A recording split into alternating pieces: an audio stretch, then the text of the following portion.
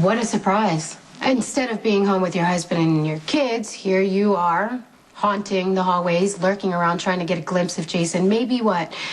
Sneak in a few loving words of moral support? And what's your excuse? Hoping to get a front row seat for Jason's conviction? Now that's hateful. But apparently who you are. A cold, hollow bitch out for revenge against a man who did nothing but love and take care of you. Why did you stop me? Oh, you wanted to give me a lecture on the proper care and feeding of Jason Morgan? No one would be more of an expert than you. I want you to stay away from my house, my children, and my husband. Oh, you mean the man that you lied to and cheated on, and you call me cold? For the last time, stay away.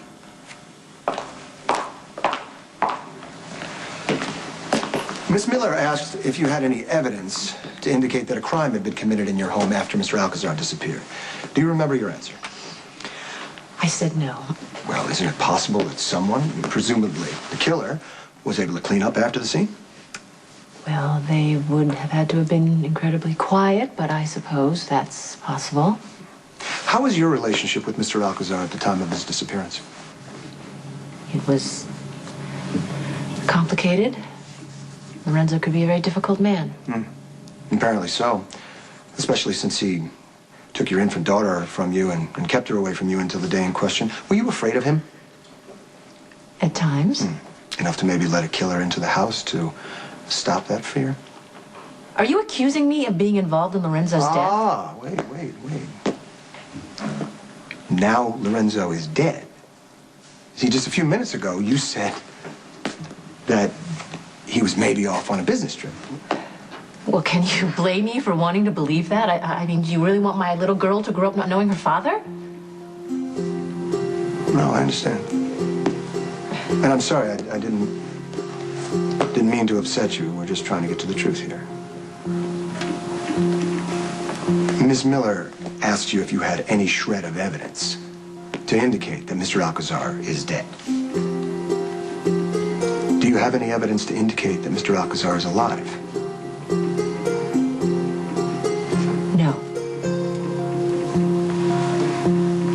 Hey. Would you explain to the jury what happened at your television studio on the night of April 20th? Sam McCall and I had just wrapped the show. Jason Morgan came by to see Sam, or pick her up, I'm not sure which. We were getting ready to leave when suddenly there were two armed men there threatening us. Did these men identify themselves? I don't remember any pleasantries. Then again, I was pretty shocked. Well, let me refresh your memory, Miss Jaffe. According to a police statement, the men said that they were associates of Sonny Corinthos and Jason Morgan. Do you remember that? Peripherally. What happened next? One of the men aimed at Sam. Jason jumped him. The other men went to fire, and Sam grappled with him. Then she shot him. And what did the defendant do? He shot and wounded the other man. Jason had no choice. It was self-defense. Well, it never ceases to amaze me how the defendant's alleged career in the coffee industry involves all of these men with ties to organized crimes and ambushes and shit. Sustained.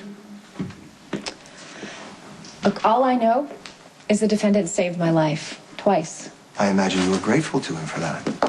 Yes, I am. Your gratitude wouldn't color your testimony before this court, now would it, Miss Jaffe? Objection. Counsel's badgering his own witness. It's a fair question. The witness will answer. I'm here to tell the truth as I see it. Well, let me help you out. Isn't it the truth that you wouldn't have been in danger in the first place if the defendant wasn't a professional hitman? Isn't that right? Objection, Your Honor. Sustained. Withdrawn, Your Honor. No further questions. The witness is excused. We will take a short recess.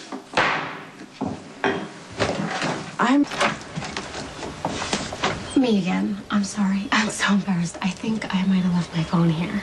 No problem. Any idea where? Well, I was holding the baby, so I slipped out on the couch. I don't know. I'll check over here. You know, your boys are so amazing. You are really lucky to have them. I envy that, I gotta tell you. Oh, here it is. Got it.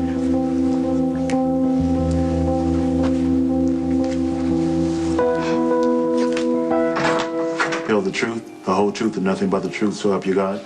I do. Please be seated. Could you state and spell your name for the record, please?